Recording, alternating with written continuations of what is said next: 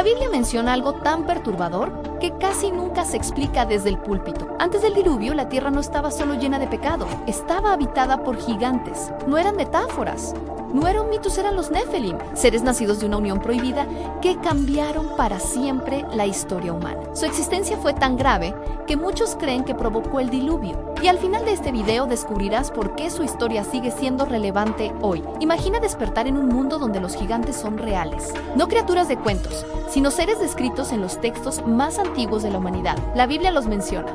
Las tablillas antiguas los insinúan. Las leyendas de todas las civilizaciones los recuerdan. Y si los Nefelim no fueron un mito, sino una verdad tan perturbadora que cambió el curso de la historia humana, hoy vamos a revelar quiénes fueron realmente los gigantes del Génesis, por qué su existencia desafía todo lo que crees saber, y cómo su presencia pudo haber provocado el diluvio que borró al mundo antiguo. Quédate hasta el final, porque la última revelación conecta este misterio antiguo con preguntas que aún hoy no tienen respuesta. Antes del diluvio, la tierra no era como hoy la conocemos. La Biblia describe una humanidad en decadencia, una corrupción tan profunda que llevó a Dios a reiniciar la creación. Pero en medio de ese mundo oscuro aparece una frase inquietante: había gigantes en la tierra en aquellos días. Esto lo encontramos en Génesis capítulo 6, versículo 4. ¿Quiénes eran estos seres? ¿Por qué su sola mención está ligada al juicio divino? Y lo más inquietante, ¿qué revelan los Nefelim sobre la interacción entre el cielo y la humanidad? Durante milenios, historias de gigantes han aparecido en culturas separadas por océanos y siglos. Grecia hablaba de los titanes, Mesopotamia de héroes semidivinos. Los pueblos cananeos temían a los Anakim. ¿Es esto una coincidencia o el eco de una misma realidad antigua? Hoy vamos a explorar la posibilidad de que los Nefelim no fueran una metáfora, sino habitantes reales de un mundo radicalmente distinto al nuestro. Y ahora te pregunto directamente, ¿y si la historia de la humanidad que conocemos está incompleta? ¿Y si hubo una época donde lo divino y lo humano se mezclaron de una forma que jamás debía ocurrir? La Biblia los menciona. Textos antiguos amplían la historia, y su existencia plantea preguntas que incomodan tanto a la teología como a la ciencia. Entonces, ¿quiénes eran los Nefelim? El término aparece principalmente en Génesis 6 y Números 13.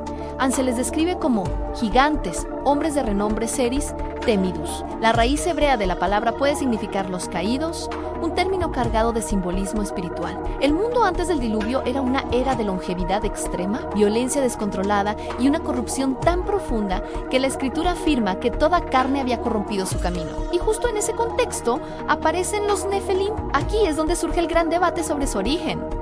¿Eran divinos o demoníacos? Génesis habla de los hijos de Dios que tomaron para sí a las hijas de los hombres. Una interpretación, la celestial, dice que los hijos de Dios eran seres celestiales, ángeles que desobedecieron, uniéndose con mujeres humanas y dando origen a una descendencia híbrida y poderosa. Textos antiguos como el libro de Enoc describen a estos seres como los vigilantes, ángeles rebeldes que enseñaron secretos prohibidos a la humanidad y engendraron gigantes violentos que consumieron la tierra. Esta interpretación de hecho fue ampliamente aceptada por judíos antiguos y cristianos primitivos. Por otro lado, existe la interpretación humana, que propone una visión menos sobrenatural. Sostiene que los hijos de Dios eran en realidad los descendientes piadosos de Set, el tercer hijo de Adán y Eva, mientras que las hijas de los hombres eran del linaje corrupto de Caín. Según esta teoría, la unión no fue entre ángeles y humanos, sino entre dos linajes humanos con distintas creencias espirituales. Aunque esta visión evita la idea de híbridos,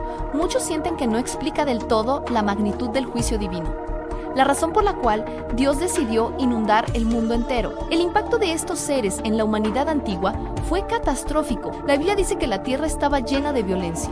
Los Nefelim, con su fuerza y origen superior, podrían haber dominado las estructuras sociales, oprimido a los débiles y alterado el orden creado por Dios Ane. Vemos ecos de esto en la mitología mundial. Los titanes griegos, Gilgamesh en Mesopotamia, los gigantes nórdicos, todos describen seres de fuerza sobrehumana, de origen semidivino, que a menudo desafían a los dioses. ¿Podrían ser estos mitos una memoria colectiva de los Nefelim? Esto lleva a muchos estudiosos a creer que el diluvio no fue solo por el pecado humano común, sino una medida drástica para detener una corrupción genética y espiritual que se había vuelto irreversible.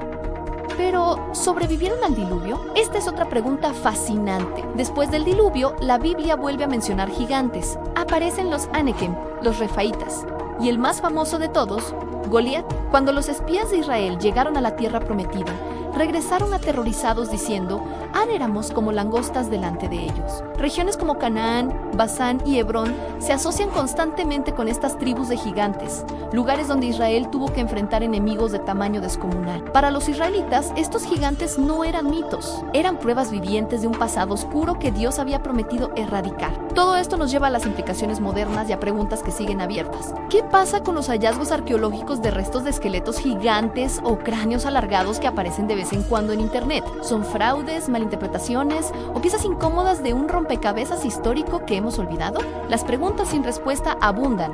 ¿Hasta dónde permitió Dios esta rebelión? ¿Por qué fue tan severo el juicio? ¿Y podría repetirse algo similar en el futuro? Al final, la historia de los Nefelim importa hoy porque nos obliga a preguntarnos sobre la naturaleza del mal, sobre los límites que existen entre lo divino y lo humano. Y si la historia bíblica es mucho más literal de lo que solemos pensar, los gigantes del Génesis no son solo una historia antigua, son una advertencia, un eco de un mundo que cayó cuando se cruzaron límites que nunca debieron tocarse. La pregunta final no es si existieron, sino por qué su historia fue preservada cuidadosamente para que llegara hasta nosotros hoy. Si este misterio te estremeció, déjame saber qué piensas en los comentarios. Suscríbete para descubrir más revelaciones bíblicas ocultas. Y recuerda, no todo lo antiguo está muerto. Algunos secretos solo esperan el momento adecuado para ser recordados.